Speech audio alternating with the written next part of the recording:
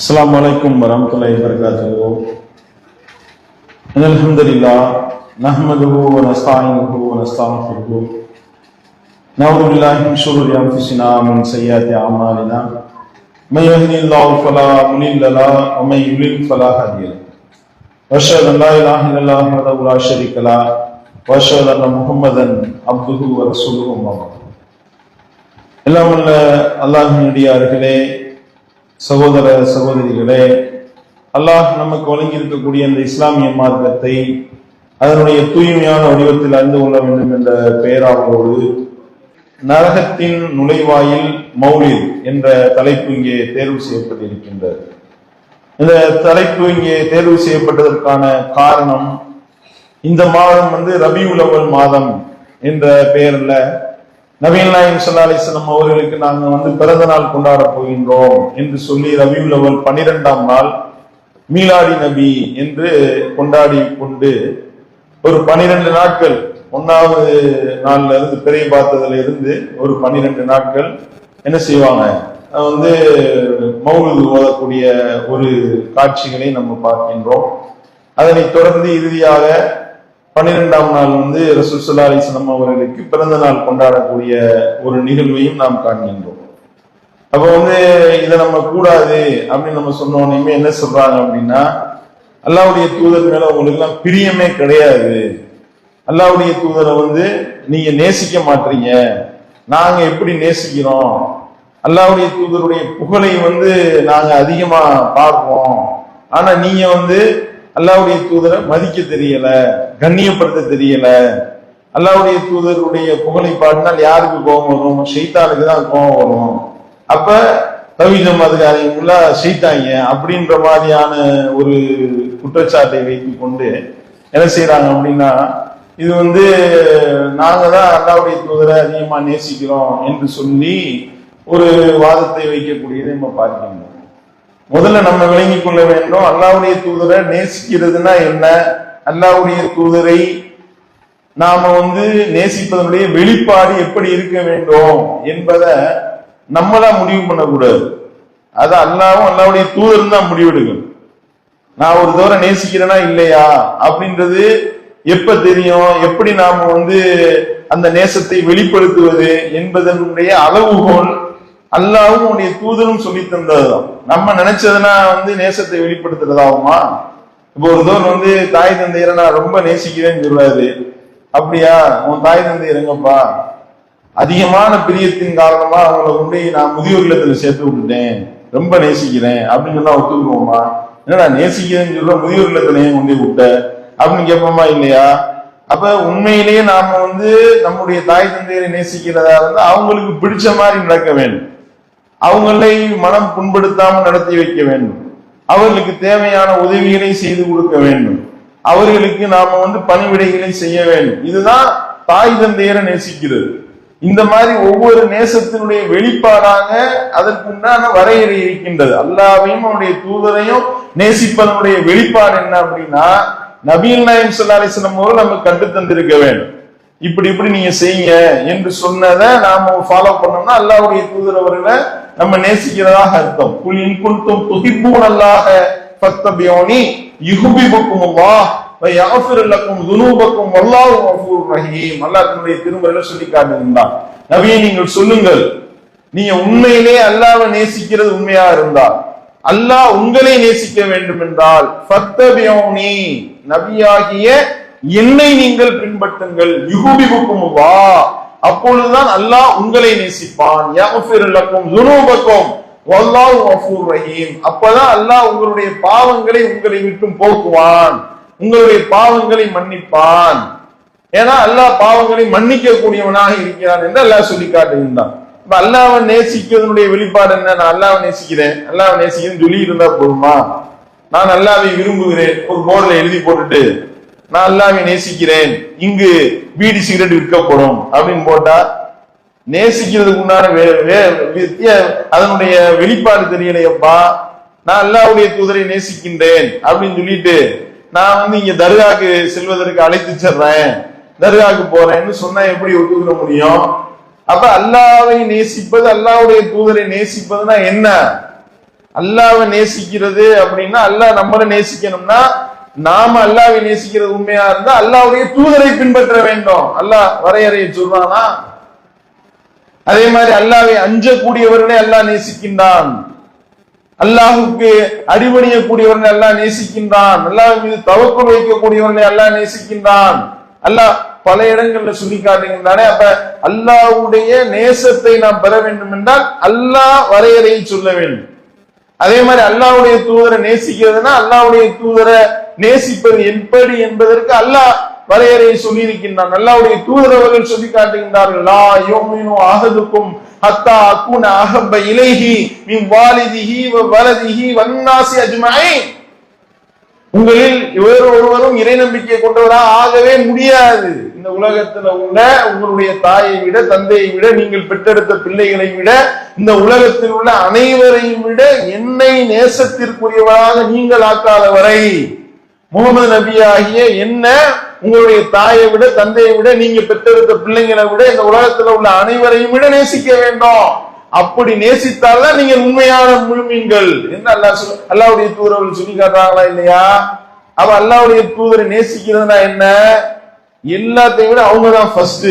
அவங்களுக்காக நேசிக்கணும், அல்லாஹ்வுக்காக நேசிக்கணும். அவங்க சொன்னதை கேட்டு நடக்கணும், அவங்களுக்கு கட்டுப்பட்டு நடக்கணும், அவங்க காட்டிய வழிமுறையில் நடக்கணும், அவங்க எதை தடுத்தாங்களோ அதை விட்டு விலகி கொள்ள வேண்டும். ஆமா ஆத்தாக்கும் ரசூல் ஃபஹுதூஹ் வமா நஹாக்கும் அன் ஃபன்தஹு. அல்லாஹ் சொல்லி காட்டுகின்றானே, இந்த தூதர் எதை உங்களுக்கு கொடுத்தாரோ அதை நீங்கள் எடுத்துக்கொள்ளுங்கள், எதை விட்டு உங்களை அவர் தடுத்தாரோ அதை நீங்கள் விட்டு விலகி கொள்ளுங்கள். ஃபத்தகுல்லாஹ், அல்லாஹ்வை நீங்கள் அஞ்சிக் கொள்ளுங்கள். இன்னல்லாஹ ஷதீதுல் இகாப், அல்லாஹ் கடுமையாக தண்டிக்கக்கூடியவன் அல்லாஹ் சொல்லி காட்டுகின்றானா இல்லையா?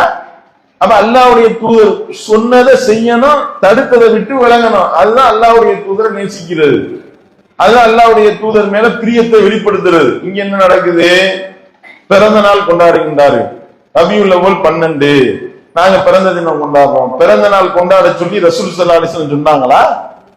அல்லாஹ்வுடைய தூதர் அவர்கள் கட்டளையிட்டார்களா? இங்க பாருங்கப்பா, எனக்கு வரக்கூடிய 12ஆம் தேதி பிறந்த நாள் வருது, எல்லாரும் கேக் வாங்குங்க, 50 பேரும் வெட்டி கேக் வெட்டி ஹாப்பி பர்த்டே டு யார சொல்லான்னு சொல்லணும் அப்படின்னு சொன்னார்களா?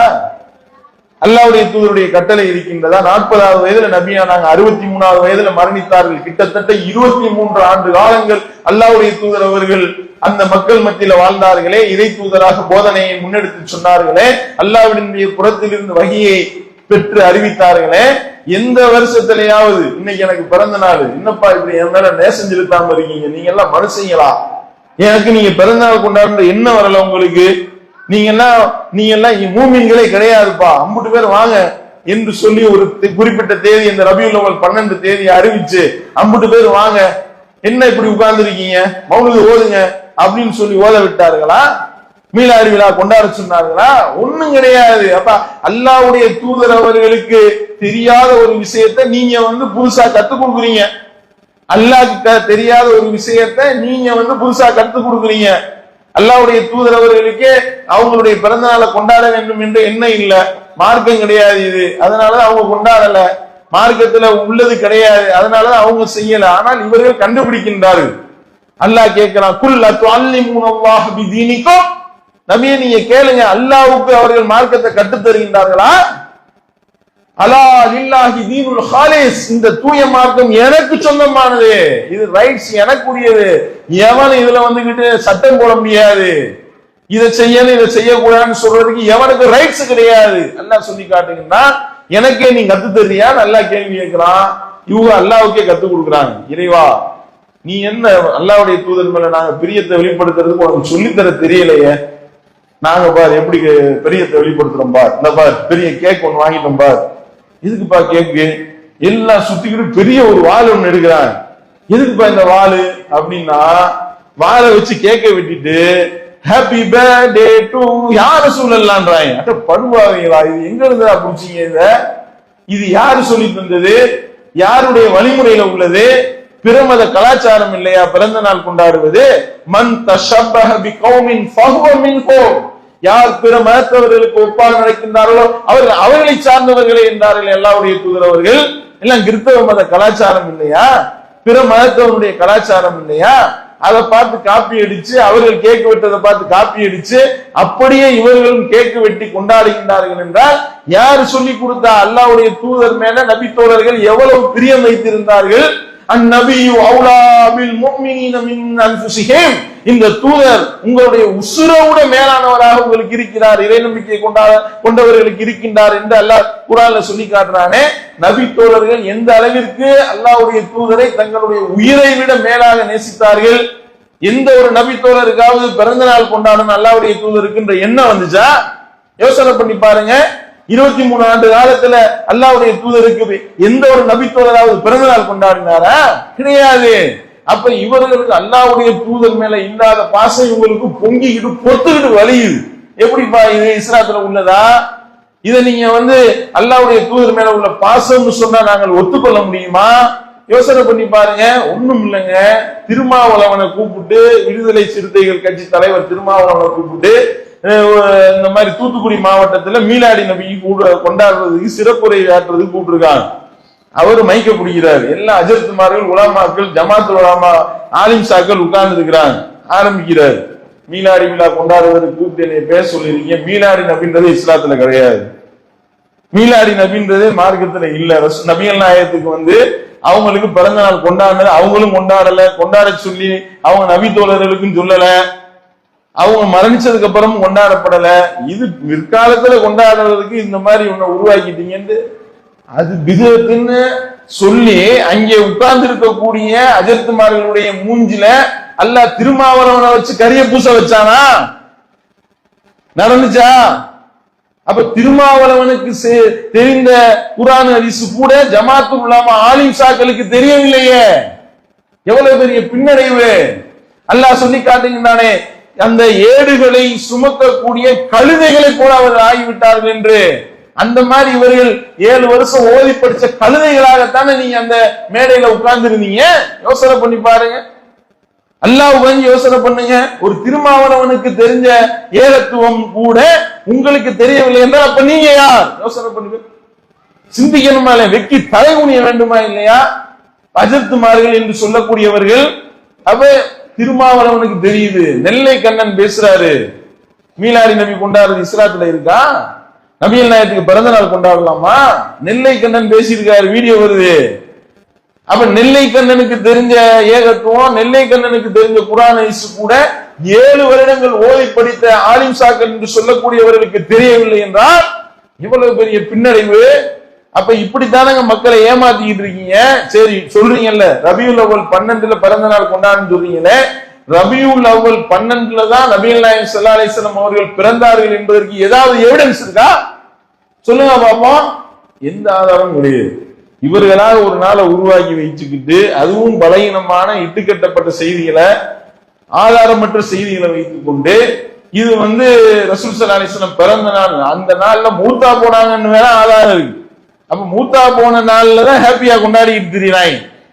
எப்படிப்பட்ட ஒரு மோசமான நிலைமைன்னு பாருங்க. அப்ப உண்மையிலேயே இவர்கள் நாங்க அந்த நாளுக்கு ஒரு சிறப்பு இருக்குன்றதா அல்லாஹ் சொல்லணும். அல்லாஹ்வுடைய தூதர் தன்னுடைய நாவிலிருந்து மொழிந்திருக்க வேண்டும். ஆனால் இவர்கள் தங்களுடைய இஷ்டத்துக்கு செய்கின்றார்கள் என்றால் என்ன சொன்னாங்க? திங்கக்கிழமையில பிறந்தேன்னு சொன்னாங்க. அது வேணா ஆதாரம் இருக்கு. அப்படின்னா நீ சரியான முறையில நான் அல்லாஹ்வுடைய தூதர் மேல முகப்பத்து வைக்கிறேன் அப்படின்னா நீ திங்கக்கிழமை பிறந்த நாள் கொண்டாடிக்கிட்டே இருக்கணும். முடியுமா? நீ செய்வியா? நீங்க செய்கின்றீர்களா? இல்ல. அவங்களுக்கே தெரியுது இது அபத்தம். அப்ப தெரியுதுல. அப்ப ரசூல் ஸல்லல்லாஹு அலைஹி வஸல்லம் அவர்கள் ரபியுல் அவ்வல் 12 பிறந்தாங்களா, எவிடன்ஸ் இருக்கான்னு சொல்லிட்டு இந்த ஒரு கோமாளி எதிர்த்துட்ட கேட்கிறாங்க. அந்த கோமாளி எதிர்த்தே சொல்றாரு அதுக்கு ஒன்னும் ஆதாரம் இல்ல சகோதரர்களே, அதுக்கு எந்த ஆதாரமும் இல்லை சகோதரர்களேன்றார். அப்ப உனக்கே தெரிஞ்சுக்கிட்டு தானே நீங்க தப்பான வகையில மக்களை வழி நடக்கிறீங்க. உங்களுக்கே தெரியுது ரபியுல் அவ்வல் 12 ரசூல் ஸல்லல்லாஹு அலைஹி வஸல்லம் பிறக்கல, எந்த நாள்ன்றது கன்ஃபார்ம் தெரியுதுல, தெரிஞ்சுக்கிட்டு தானே மக்களை வழி எடுக்கிறீங்க. அதே மாதிரி ரசூல் ஸல்லல்லாஹு அலைஹி வஸல்லம் அவர்கள் பிறந்தது சிறப்பா, நபியாக நியமிக்கப்பட்டது சிறப்பா? சிந்தித்து பார்க்க வேணாம். நபிகள் நாயகம் ஸல்லல்லாஹு அலைஹி வஸல்லம் அவர்கள் இந்த உலகத்துல ஒரு மனிதராக பிறந்தார்கள், அவ்வளவுதான். அவங்களுக்கு எப்ப வகை செய்தி அறிவிக்கப்பட்டதோ அப்பதான் அல்லாஹ் அவர்களை இறை தூதராக தேர்வு செய்கின்றான். நபியே உமக்கு ஒமா குன்த தத்ரி, உனக்கு எதுவும் தெரியாது. ஈமான்னா என்ன, கிதாபுனா என்ன, வேதம்னா என்னன்னு உனக்கு தெரியாது. அப்படிதான் நீ இருந்த. நான் என்னுடைய அருளை கொண்டு உனக்கு நேரிய வழி காட்டுனேன். உன்னை வழி அறியாதவராக கண்டு உனக்கு நேரிய வழியை நான் காட்டலையா? நல்லா கேட்கிறானே. அப்ப ரசூல் ஸல்லல்லாஹு அலைஹி வஸல்லம் பிறந்தது சிறப்பு கிடையாது. பிறந்தோனையும் அந்த கோட்டை உடைஞ்சிச்சான், இந்த கோட்டை இடிஞ்சிச்சான், உருளிச்சான், ஒளி வந்துச்சான், எல்லாம் இட்டு கட்டப்பட்ட செய்தி. அம்புட்டோம் அவ்வளவு பொய்களை எழுதி வைத்திருக்கின்றார்கள். அப்துல் முத்தலிப் பாட்டனாரு தூக்குனாரா, ரசூல் ஸல்லல்லாஹு அலைஹி வஸல்லம் அவங்களை தூக்கிட்டு சொன்னாராம், குர்ஆன்ல உன்னை அஹ்மதுன்னு அல்லாஹ் சொல்லியிருக்கானே, ஏன்பா அப்பயா குர்ஆன் வந்துச்சு?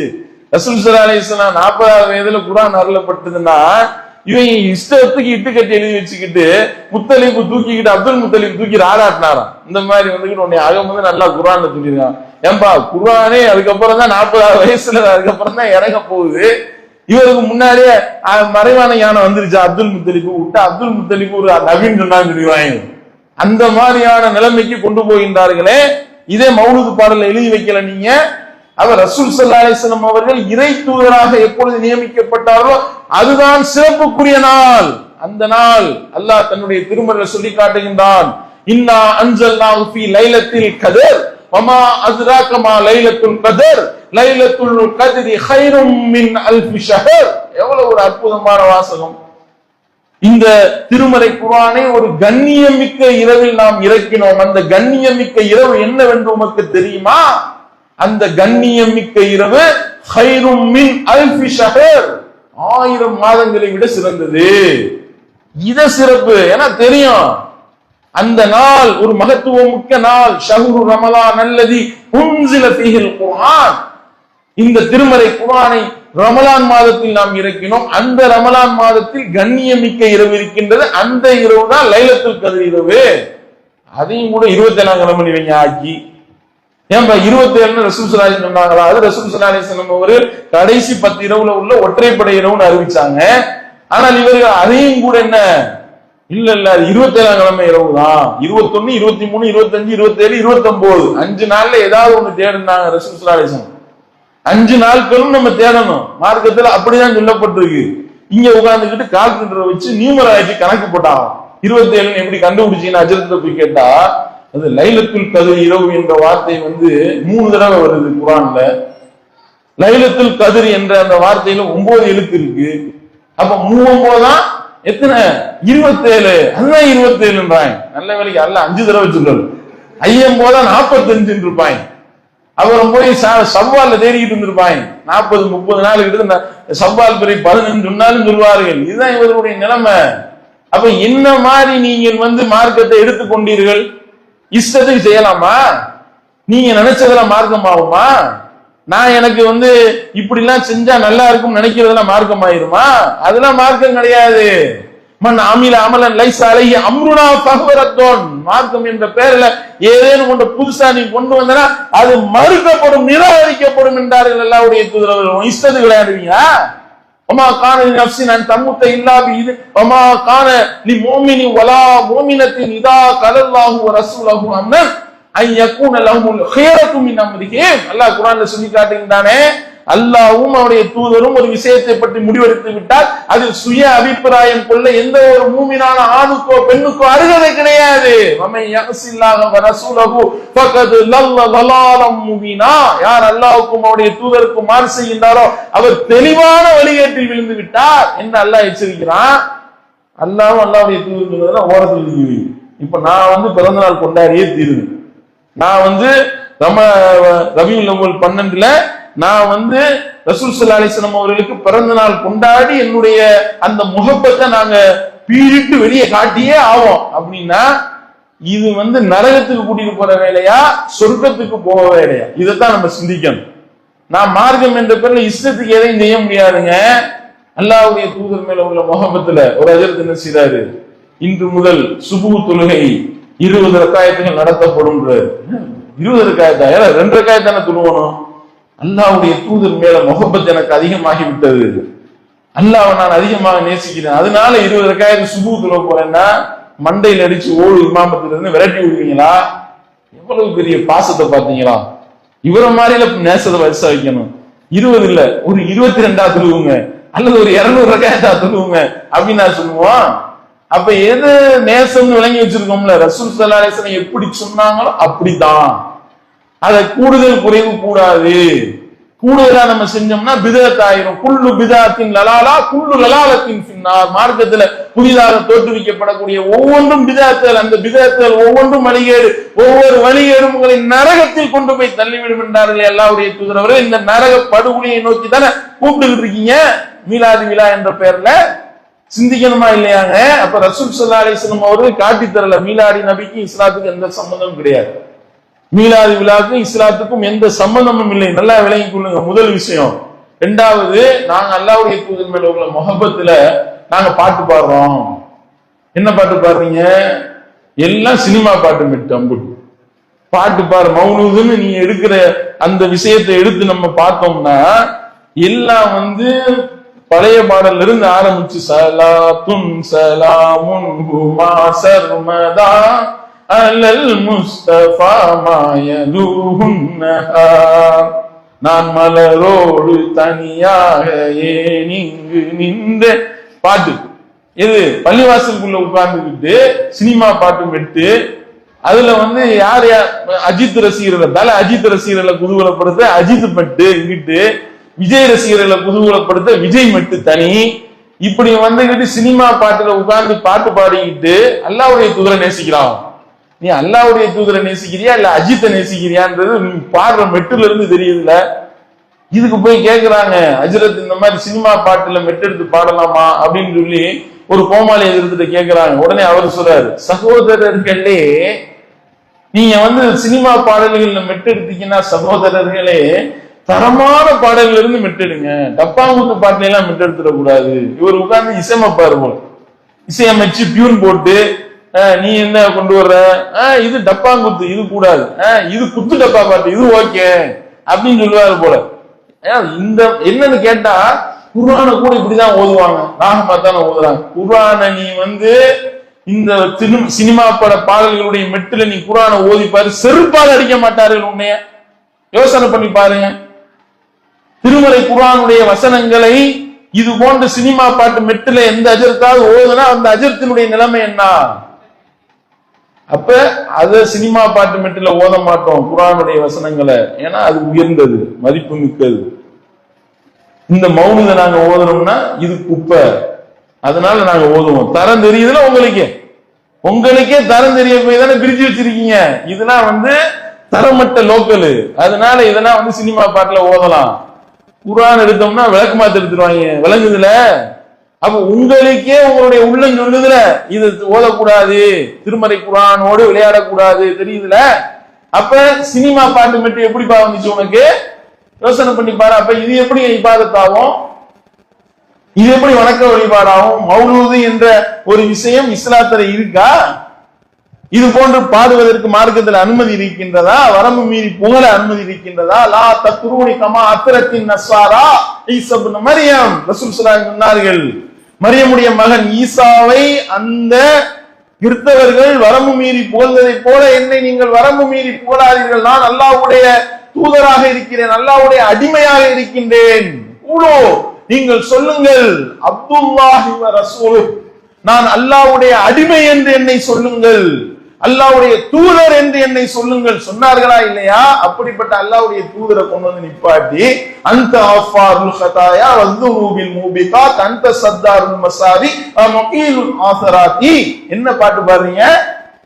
யா நபி ஸலாம் அலைக்கும் யா ரசூல் ஸலாம் அலைக்கும் மெட்டு வருதே, பாட்டு வருதே, பைத்து வருதே, என்ன ஓதுகின்றீர்கள்? அந்த அஃபாருல் ஹதாயா, நபியே நீங்கள் தான் எங்களுடைய பாவங்களை மன்னிக்க கூடியவர், இன்னும் அழித்தொழிக்க கூடிய மூபிகாத் பெரும்பாவங்களை நீங்கள் தான் மன்னிக்க வேண்டும், எங்களுடைய பாவங்களை மறைக்க கூடியவர் நீங்க தான். அல்லாஹ் குர்ஆன்ல கேக்குறான், வமை யஃபிரு ذُنُوبَ இல்லல்லாஹ், அல்லாஹ்வை விட உங்களுடைய பாவங்களை மன்னிக்க கூடியவர் வேறு யார் இருக்க முடியும்னு அல்லாஹ் கேக்குறான். இங்க அல்லாஹ்வுடைய தூதர் தான் நீங்க தான் மன்னிக்கணுமா? கஃபிரு அன்னி ذُنُوبி, எங்களுடைய பாவங்களை எல்லாம் நீங்க தான் அழிக்கணுமா? யார் அழிப்பா? அல்லாஹ் தானே பாவங்களை அழிக்க கூடியவன். அப்ப நீங்க என்ன செய்றீங்க? அல்லாஹ்வுடைய தூதர் அல்லாஹ்வுடைய இடத்துக்கு தூக்குறீங்க. யா முபரிஸ் சகாமி அஸ்ஸலாமு அலைக்க ஜைனல் அன்பியா ஆரம்பிக்கிறது. எடுத்தோனையுமே 1000 சலாம் சொல்ற மாதிரி அப்படியே வரும். அதுல வருது அஸ்ஸலாமு அலைக்க யா முபரிஸ் சகாமி, நோய்க்கு நிவாரணம் அளிப்பவரே உங்கள் மீது சலாம் உண்டாகட்டும். நோய்க்கு யார் நிவாரணம் அளிக்கிறா? நான் நோயிடும் போது அவனே எனக்கு நிவாரணம் அளிக்கிறான். இப்ராஹிம் அலைஹிஸ்ஸலாம் சொல்றாங்க, கலீலுல்லா, அல்லாஹ்வுடைய தோழர், அல்லாஹ்வுடைய நண்பன். அந்த இப்ராஹிம் அலைஹிஸ்ஸலாம் சொல்றாங்க, நான் நோயிடும் போது வஹுவ யஷ்ஃபி, அவன் தான் எனக்கு நோய் நிவாரணத்தை அளிக்கின்றான். இப்படிப்பட்ட வாசம் இப்ராஹிம் அலைஹிஸ்ஸலாம் அவர்களே இந்த டிக்ளரேஷன் பண்றாங்கன்னா அல்லாஹ்வுடைய தூதரும் அதைத்தானே சொன்னாங்க. அல்லாஹ் தானே நோய் நிவாரணம் கொடுக்கிறவன். அப்ப அல்லாஹ்வுடைய தூதர் அவர்கள் ஒரு தோழரை பார்க்க போறாங்க, பறவை குஞ்சு போல மெலிஞ்சு போய் கிடக்கிறாரு. ஏன்பா ஏன் இந்த மாதிரி இருக்கீங்கன்னு சொல்லிட்டு அவருடைய நோய் நிவாரணம் பெற ஒரு துவாவை கற்று தந்தார்கள். அல்லாஹ்ட்ட நீங்க கேளுங்க. அந்த துவாவை அல்லாஹ்விடத்துல அந்த சஹாபி கேட்டாரு. அவருக்கு உடல்ல சரியா போச்சு, முந்தி மாதிரி நோய் சரியானது, சரியாயி முந்தி மாதிரி ஆனாருன்னு வருதா இல்லையா ஹதீஸ்ல? அப்ப ரசூல் ஸல்லல்லாஹு அலைஹி வஸல்லம், இங்க பாருப்பா, நான் தான் நோய்க்கெல்லாம் நிவாரணம் தரக்கூடியது, ஏன்ட்ட கேளு, நான் உனக்கு சரி செய்யறேன்னு சொன்னாங்களா? யோசனை பண்ணி பாரு. ரசூல் ஸல்லல்லாஹு அலைஹி வஸல்லம் அவர்களுக்கு நோய் ஏற்பட்ட போது அல்லாஹ்ட்ட தானே கேட்டாங்க, அல்லாஹ்விடத்துல தானே பிரார்த்தனை செஞ்சாங்க. சிந்திக்கணும்ல. அதுக்கு பில் பாஸ் ரப்பன் நாஸ் யஷ்ஃபி அன்த ஷாஃபி லா ஷிஃபா இல்லா ஷிஃபாவுக ஷிஃபான் லா யுஆதிரு ஸகமா துஆவை கற்று தந்தார்களே. நோய்களை நீக்கக்கூடியவனே, துன்பங்களை போக்கக்கூடியவனே, மனிதர்களுடைய இரட்சகனே, நீதான் ஷிஃபாவை கொடுக்கணும். உன்னுடைய ஷிஃபாவை தவிர வேற ஷிஃபா இல்ல. என்னுடைய அந்த நோயை முற்றிலும் இல்லாமல் ஆக்கிவிடு. உன்னை தவிர எவராலையும் ஷிஃபா கொடுக்க முடியாதுன்னு ரசூல் ஸல்லல்லாஹு அலைஹி வஸல்லம் நம்ம கத்துக் கொடுக்க, இதை கத்துக் கொடுத்த அல்லாஹ்வுடைய தூதர்கிட்டே போய் நீங்க தான் எங்களுக்கு ஷிஃபாவை கொடுக்கணும். எவ்வளவு பெரிய அநியாயம்! பச்சை சிறுக்கு கிடையாது, அல்லாஹ்வுக்கு இணை வைக்கக்கூடிய மாபாதக செயல் இல்ல. படைத்த இறைவனுடைய இடத்துல கொண்டு போய் அல்லாஹ்வுடைய தூதரை வைக்கிறீங்களே, அல்லாஹ்வுடைய அச்சம் கிடையாது. எவ்வளவு பெரிய இணை கற்பிக்கக்கூடிய வேலையை செய்றீங்க. அல்லாஹ்வுக்கு இணை கற்பிக்கக்கூடிய மாபாதக செயல் இல்லையா? அப்ப இஷ்டத்துக்கு அடிச்சு விடுறது. அல்லாஹ்வுடைய தூதர் மேல இட்டுக்கட்டு. யா சய்யிதி யா ரசூலல்லாஹி குதுபியதி மாலிசி வாக்கவனான் ஒரு இழுவையை போட்டு ஒரு பாட்டு. அது என்னப்பா? அது யா சய்யிதி மாலை. யா சய்யிதி மாலைனா என்ன? அந்த யா சய்யிதி மாலை பைத்துக்கு முன்னாடி முன்னுரை இன்ட்ரோடக்ஷன் கொடுக்கிறார்.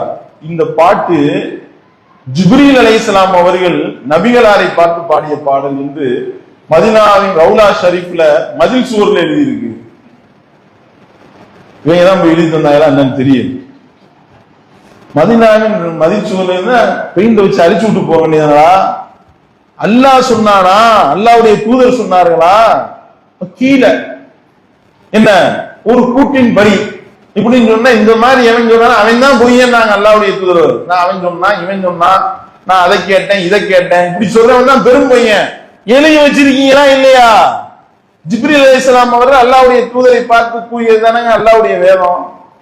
அப்ப இவர் என்ன சொல்ல வர்றாங்க? 114 சூறாவோட சேர்த்து இந்த பைத்து இருந்துச்சு, அல்லாஹ்வுடைய தூதர் இரிட்டேட் பண்ணிட்டாங்க, நாங்க கண்டுபிடிச்சிருக்கிறோம் சொல்ல வரியா? அல்லாஹ்வுடைய தூதர் மேல இட்டு கட்டுறீங்களா? ஜிப்ரீல் அலைஹிஸ்ஸலாம் அவர்கள் மேல இட்டு கட்டுறீங்களா? அல்லாஹ் இறக்காத அல்லாஹ் சொல்லி கொடுத்து ஜிப்ரீல் அலைஹிஸ்ஸலாம் அவர்களை சொல்லி அனுப்பி விட்டானே அல்லாஹ் மேல இட்டு கட்டுறீங்களா?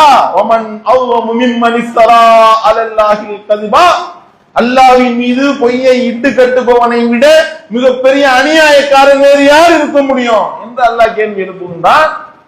ஆனா நீங்க சர்வசாதாரணமா உட்கார்ந்துக்கிட்டு மௌலூத் என்ற பெயர்ல அந்த பாடல்களை அல்லாஹ்வினுடைய அந்த கண்ணியத்தை குலைக்கக்கூடிய விதத்தில் அல்லாஹ்வுடைய தூதர் மேல ஜிப்ரீல் அலைஹிஸ்ஸலாம் மேல இட்டு கட்டி நீங்கள் எழுதி வைத்திருக்கின்றீர்களா? நீங்கள் எழுதி வைத்திருக்கின்றீர்கள் என்றால் இத்தகைய அல்லாஹ்வின் மீது பொய்யை புனைந்து சொல்லக்கூடிய இத்தகைய மோசமான மௌலூது கிதாபுகள் தீ வைத்து கொளுத்தப்பட வேண்டுமா இல்லையா? அதுதான் நம்மளுடைய கேள்வி. வச்சு கொளுத்தப்பட வேண்டிய புத்தகம் அது மௌலூது கிதாப் என்பது. யார் எழுதினாலும் எவனுக்கும் தெரியாது. எழுதின ஆள் அட்ரஸ் இல்ல, அட்ரஸ் இல்லாத ஒரு ஒண்ணுமில்லாத ஒரு நூலு. எவன் யார் எழுதினான்னே கண்டுபிடிக்க முடியல. அப்ப இஸ்லாத்தை அழிப்பதற்காக எவனோ உட்கார்ந்து செஞ்ச சரி வேலை மௌலூத் என்பது. அதான் மௌலூது கிதாப் என்பது. 300 வருஷத்துக்கு இப்ப ரசூல் ஸல்லல்லாஹு அலைஹி வஸல்லம் வந்தாங்கன்னா மௌலூதுன்னா என்னன்னு தெரியுமா? இஸ்லாத்துல இல்லாத ஒரு வணக்கம் வருமாங்க. அல் யௌம அக்மல்து லக்கும் தீனக்கும் அத்மம்து அலைக்கும் நிஅமதி வ ரலீது லக்குமுல் இஸ்லாம தீனா. அல்லாஹ் சொல்லிவிட்டானே, இன்றைய தினம் இந்த மார்க்கத்தை உங்களுடைய வாழ்க்கை நெறியாக, உங்களுடைய அருளாக நான் உங்களுக்கு முழுமைப்படுத்தி விட்டேன், பொருந்திக் கொண்டேன். முடிஞ்சா இல்லையா? அல்லாஹ்வுடைய தூதர் அவர்கள் உயிரோடு இருக்கும் போதே நிறைவு செய்யப்பட்ட அந்த மார்க்கத்துல மௌலூத் என்ற ஒரு குப்பையை கொண்டு வந்து புகுத்த எவன் உனக்கு ரைட்ஸ் கொடுத்தா? எந்த அடிப்படையில உள்ள ஒண்ணு வந்து புகுத்துனீங்க மௌலூத் என்ற அந்த குப்பைய? யோசனை பண்ணி பாருங்க. அப்ப நீங்க எல்லாம் ஒண்ணு எழுதிட்டு வந்து அல்லாஹ்வுக்கு இணை கற்பிக்கக்கூடிய வரியை வச்சு, அல்லாஹ் மேல இட்டு கட்டக்கூடிய செய்திகளை வச்சு கொண்டு வந்து உள்ள நுழைப்பீங்க. அதை நாங்க படிக்கணும். அதை நாங்க படிக்காட்டினா இவர்களுக்கு எல்லாம் அல்லாஹ்வுடைய தூதர் மேல பாசமே கிடையாது, இவர்கள் எல்லாம் அல்லாஹ்வுடைய தூதருடைய எதிரிகள். என்ன எதிரி? யார் எதிரி? அல்லாஹ்வுடைய தூதருடைய வழிமுறையை புறக்கணிக்கக்கூடிய நீங்கள் அல்லாஹ்வுடைய எதிரிகள். அல்லாஹ்வுடைய தூதருடைய வழிமுறையின் அடிப்படையில தொழக்கூடாது என்று தடுக்கக்கூடிய மாபாதக பாவிகள் நீங்கள் அல்லாஹ்வுடைய எதிரிகள். அல்லாஹ் தடுத்த வரதட்சணை என்ற அநியாயத்தை வாங்குவதற்கு துணை புரிந்து அத்தகைய வரதட்சணை வாங்கக்கூடிய திருமணத்தை பிஸ்மில்லா சொல்லி வரதட்சணையை வாங்கி கொடுத்து அல்பாத்தியா போட்டு நடத்தி வைக்கின்றீர்களே, நீங்கள் அல்லாஹ்வுடைய எதிரிகள், அல்லாஹ்வுடைய தூதருடைய எதிரிகள். அந்த மாதிரி மார்க்கத்துக்கு முரணான அநியாயமான அயோக்கியத்தனமான காரியங்களை ரசூல் ஸல்லல்லாஹு அலைஹி வஸல்லம் அவர்கள் தடுத்த செயல்பாடுகளை மார்க்கம் என்ற பெயரில வச்சு செய்து கொண்டு அதற்கு இஸ்லாத்தினுடைய முத்திரை கொடுத்து இஸ்லாமிய அங்கீகாரமாக காட்ட பார்க்கின்றீர்களே, நீங்கள் அல்லாஹ்வுடைய எதிரிகள். யார் அல்லாஹ்வுடைய எதிரி? நாங்க அல்லாஹ் மேல நேசம் இல்லாதவர்களா, அல்லாஹ்வுடைய தூதருடைய நேசம் இல்லாதவர்களா, கண்மணி நாயகம் ஸல்லல்லாஹு அலைஹி வஸல்லம் அவர்கள் மேல நேசம் இல்லாதவர்களா? ஒரு நபி வழியை நடைமுறைப்படுத்துவதற்காக உயிரே போனாலும் பரவாயில்லை என்று நிக்கிற கூட்டம் நாங்க. யார்கிட்ட வந்து சொல்றீங்க அல்லாஹ்வுடைய தூதர் மேல நேசம் இல்லைன்னு? விரல் அசைக்க வேண்டும் என்ற ஒரு நபி வழியை நாங்க நடைமுறைப்படுத்துவதற்கு நாங்கள் பட்ட இன்னல்களும் துன்பங்களும் வெட்டுக்களும் குத்துக்களும் தொல்லைகளும் துயரங்களும் கொஞ்சம் நெஞ்சமா? நபி வழி அடிப்படையில தொழுவதற்கு என்ன அநியாயம் பண்ணீங்க? எங்களை அடிச்சு விரட்டுனீங்க, அவர்களை தூக்கி போட்டீங்க, வெட்டி கொலை பண்ணீங்க. நபி வழி அடிப்படையில செஞ்சதுனால மதுகபை பின்பற்றுபவனை தவிர வேறு எவனும் இந்த பள்ளிவாசலுக்குள்ள வரக்கூடாது. 4 மதுகபுகளை யார் பின்பற்றி நடக்கின்றார்களோ அவர்களை தவிர யார் இந்த பள்ளிவாசலுக்குள்ள வரக்கூடாதுன்னு போர்டு வச்சீங்களா இல்லையா? இப்படி போர்டு வைத்த அநியாயக்காரர்களுக்கு இதை பற்றி பேசுவதற்கு தகுதி இருக்கின்றதா? யார் அல்லாஹ்வுடைய தூதருடைய நேசம் இல்லாதவர்கள்?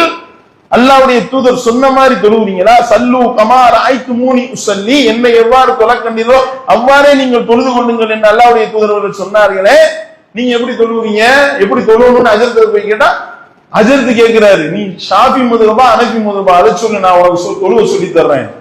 நீ ஷாஃபி மதுஹபா இருந்தா இங்கிட்டு கட்டு, அனஃபி மதுஹபா இருந்தா வயிற்று தொப்புள்ள கீழே கட்டு, நெஞ்சில கட்டிடாத. நெஞ்சில கட்டுனா உனக்கு என்ன நெஞ்சு வலியான்னு கேட்கிறீங்க? நீங்க வயிற்றுல கட்டுறீங்க, உங்களுக்கு என்ன வயிற்று வலியா நாங்க கேட்க முடியுமா? உங்களுடைய இஷ்டத்துக்கு நீங்க செய்யறதெல்லாம் மார்க்கம் ஆயிருமா? மதுகபி இமாம பின்பற்றுறது மார்க்கம் ஆயிருமா? அல்லாஹ்வுடைய தூதரை பின்பற்ற கூடாதா? அதனால அல்லாஹ்வுடைய தூதரை தாங்க பின்பற்ற வேண்டும், அப்படிதானே அல்லாஹ் சொல்லி காட்டுங்கன்னா.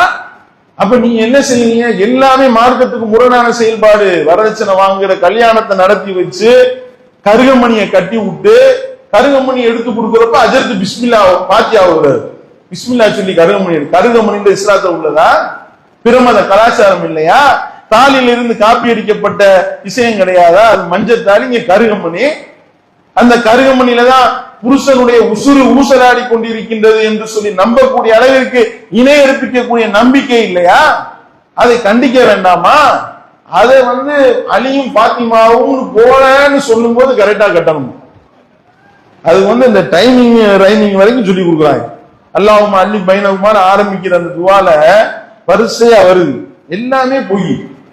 மூசாவும் ஜபூராவும் போல யூனுஸும் அடிச்சு விடுறாங்க எல்லாம். அவங்க மனைவிமாருடைய பேர் சொல்லப்பட்டுச்சா? இவர்களாக இட்டு கட்டி கொண்டு யூனுஸ் அலைஹிஸ்ஸலாம் அவர்களும் அந்த சுலைகாவையும் போல அப்படின்னு துவா. யாருப்பா அந்த சுலைகா? உபச்சாரத்துக்கு அழைச்சா இல்ல, அவளை பிடிச்சி யூனுஸ் அலைஹிஸ்ஸலாம் கல்யாணம் பண்ணி வச்சிருக்காங்க. எவ்வளவு பெரிய அநியாயம். அப்ப இந்த மாதிரி ஒரு பொம்பளை மனைவியா வர நீங்க சொன்ன துவா செய்ய சொல்றீங்களா? எவ்வளவு இது தெரியாம உட்காந்து ஆமீன் கொடுங்க. ஆமீன், இந்த மாதிரி ஒரு பெண்ணா இருக்கு, எவ்வளவு பெரிய கேவலம் இது. இந்த துவா ஓதுறது எவ்வளவு டேஞ்சர்னு விளங்கிருக்கு. இது விளங்காம இதுக்கு உட்கார்ந்து பவ்யமா உட்கார்ந்துக்கிட்டு ஆமீன் போட்டுக்கிட்டு கரெக்டா அந்த அலி பாத்திமா ரசூல் ஸல்லல்லாஹு அலைஹி வஸல்லத்துக்கு எத்தனை மனைவி, எல்லா மனைவியும் பேரையும் சொல்லணும்ல துவால. கதீஜா ஆயிஷா அதோட கட் பண்ணி விட்டாங்க. அப்ப மத்த ஆளுகள்லாம் கோச்சுக்க மாட்டாங்களா? அப்ப அந்த மாதிரி ஒரு 10 மனைவி இருக்கட்டும் நீ துவா செஞ்சா ரெண்டு மனைவி இருக்கு சொன்ன அந்த கல்யாணத்திலேயே ரகலை ஆயிருக்கு. துவாக்கு அர்த்தம் தெரியாம ஆமீன் போட்டுக்கிட்டு இருக்கீங்க நீங்க எல்லாம். என்ன கேட்டா அல்லாஹ்வுடைய தூதர் மேல பாசம் நேசம் என்று சொல்லி பொய். அல்லாஹ்வுடைய தூதரை நேசிக்கிறா சொல்றது பொய். அல்லாஹ்வுடைய தூதர் அவருடைய வழிமுறைய அன்னிக்காகும் மின் சுன்னத்தின்ற வார்த்தையை தவிர வேற ஏதாவது சுன்னத்து இருக்கா கல்யாணத்துல? அந்த வார்த்தை மட்டும்தான். திருமணம் என்பது என்னுடைய வழிமுறைன்னு சொல்ற அந்த வார்த்தையை தவிர வேற எல்லாமே பிதஅத், எல்லாமே பிரமத கலாச்சாரம். வாழைமரம் எப்படி வந்துச்சு? வாழை மரத்தை கொண்டு நட்டு வைக்கிறீங்களே, எப்படி வந்துச்சு கல்யாணத்துல? இஸ்லாமிய கல்யாணத்துல வாழை மரம் எப்படி வந்துச்சு? கருகுமணி எப்படி வந்துச்சு? வான வேடிக்கை எப்படி வந்துச்சு? குதிரை ஆட்டம் எப்படி வந்துச்சு? மாலை எப்படி வந்துச்சு? எதுவுக்கும் இஸ்லாத்துக்கும் சம்பந்தம் கிடையாது. ஆனால் மாலை போடாவிட்டால் கல்யாணமே செல்லாதுன்னு அறிவிப்பு ஒரு அதிர்த்து சொல்றாரு. இவர்களை எல்லாம் நாம என்ன செய்ய வேண்டும்?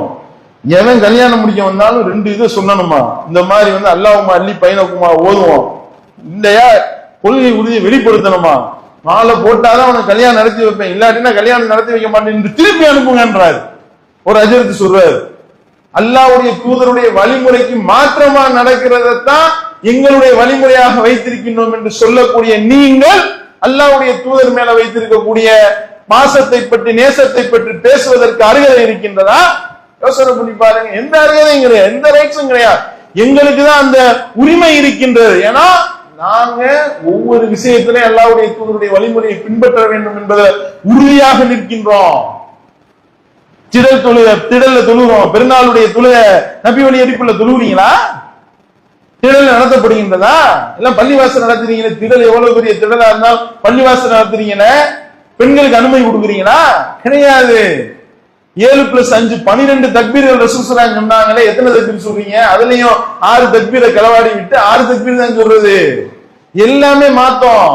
ரசூல் ஸல்லல்லாஹு அலைஹி வஸல்லம் அவர்கள் தொழுகையை நடத்தி விட்டு தான் பெருநாள் உரையை நிகழ்த்தினாங்க. இவங்க வீம்புக்கு உரை நிகழ்த்தி விட்டு பெருநாள் தொழுகை நடத்துறது வீம்பு தானே? ரசூல் ஸல்லல்லாஹு அலைஹி வஸல்லம் அவர்கள் மெம்பர்ல உரை நிகழ்த்தல, தரையில நின்றுதான் ரசூல் ஸல்லல்லாஹு அலைஹி வஸல்லம் அவர்கள் உரை நிகழ்த்தினாங்க. வீம்புக்குன்னு பெருநாளுடைய உரையில மெம்பரை கொண்டு போட்டு அந்த மெம்பர்ல ஏறி உரை நிறுத்துறீங்களா இல்லையா? எவ்வளவு அநியாயம்! அநியாயங்களுடைய பட்டியலை சொல்லிட்டு போனோம்னா போயிட்டே இருக்கு. இருக்கக்கூடிய நிமிஷம் 4 நிமிஷம் தான் இருக்கு. அப்ப இவ்வளவு அநியாயங்களை செய்து விட்டு கேட்டா நாங்க அல்லாஹ்வுடைய முஹப்பத் வைக்கிறோம், அந்த நேசத்தினுடைய வெளிப்பாடாக நாங்க 3 உதவி நீங்க முடிக்கல. சரி, நேசம் தானே, நயா பைசா வாங்க மாட்டேன்னு சொல்லி டிக்ளேர் பண்ணும். அல்லாஹ்வுடைய தூதர் மேல நேசம் இருக்கா இல்லையான்னு பாத்துருவோம். மௌலித் ஓதுறீங்கல்ல, ஜமாத்துல் உலமா சபையிலிருந்து டிக்ளேர் பண்ணணும். ஜமாத்துல் உலமா சபைக்கு பகிரங்க அறைகூவல், இனிமேல் நாங்கள் மௌலித் ஓதுவதற்கு சல்லி பைசா வாங்க மாட்டோம் சொல்ல முடியுமா? அப்படி ஜமாத்துல் உலமா சபையிலிருந்து அறிவிச்சாங்கன்னு வைங்களேன், நீங்க விடிய விடிய கூப்பிட்டு விடி மௌலித் ஓதணும். அது மௌலித் ஓதுறப்பே கேட்பாங்க, நட மௌலிதா, விடி மௌலிதா, இடி மௌலிதா, வெடி மௌலிதா, அடி மௌலிதான்னு கேட்கிறது. அது விடி மௌலிதுன்னா விடிய விடிய போகும், யா சய்யிதீன்னு போகும்.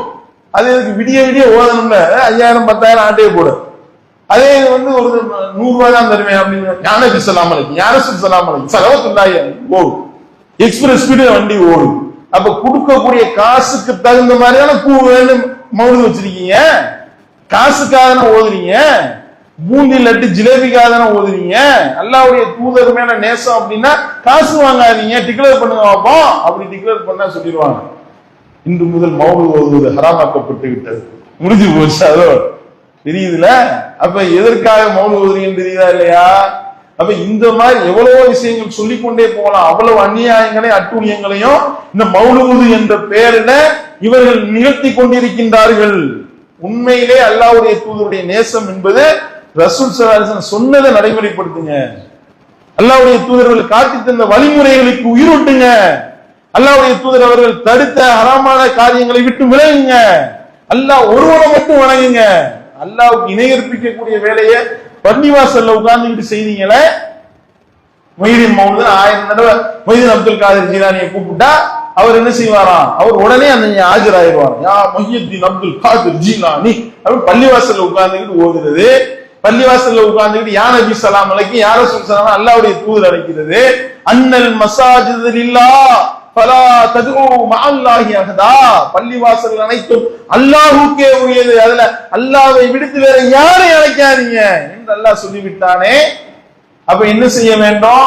பள்ளிவாசல்ல உட்கார்ந்து ஷிர்கான வேலையை செய்யலாமா? இந்த ஒரு சாதாரண புத்தி இருந்துச்சுன்னா செய்வீங்களாங்க? அல்லாஹ்க்கு இணை கற்பிக்கக்கூடிய மௌலூத் எடுத்து ஓதுவீங்களா? யோசனை பண்ணி பாருங்க. அப்ப அல்லாஹ்வுக்கு இணை கற்பிக்கக்கூடிய மாபாதக செயலை நம்ம செஞ்சோம்னா நிரந்தர நரகம். மௌலூத நன்மை நினைச்சிட்டு ஓதக்கூடிய சில அப்பாவிகளை பார்த்து சொல்றோம். அதாவது அஜர்குமார்கள் காசுக்காக ஓதுறீங்க, சில இந்த சின்ன சின்ன வாண்டுகளை எல்லாம் கூட்டிட்டு போய் நன்மன் சொல்லி கூட்டிட்டு போய் உட்கார வச்சு அந்த மாதிரி நல்லது கிடைக்கும் அப்படின்னு சொல்லி அப்படி பல பேர் ஏமாந்தவர்களா யாரு இருந்தாங்கன்னா அவங்களுக்கு சொல்லிக்கிறோம். ஓதுனீங்கன்னா நிரந்தர நரகம், நரகத்துல கொண்டு போய் அல்லாஹ் நம்மை தள்ளி விடுவான். அந்த ஒரு எச்சரிக்கைக்கு பயந்து அல்லாஹ்வுடைய தூதருடைய வழிமுறையை முழுமையாக பின்பற்றி நடப்பதுதான் நாம் அல்லாஹ்வுடைய தூதரை நேசிப்பதனுடைய வெளிப்பாடு. அப்படிப்பட்ட நேசத்தை நாம் வெளிப்படுத்துகின்றோம். அல்லாஹ்வுடைய தூதரோடு மறுமையில சோனத்தில் இருக்கக்கூடிய பாக்கியத்தை அதன் மூலமா தான் பெற முடியும். அப்படிப்பட்ட நன்மக்களாக ரஹ்மான் நம் அனைவரையும் ஆக்க வேண்டும் என்று கேட்டு செய்கின்றேன். வாய் தவானா அல்ஹம்துலில்லாஹி ரப்பில் ஆலமீன். அஸ்ஸலாமு அலைக்கும் வரஹ்மத்துல்லாஹி.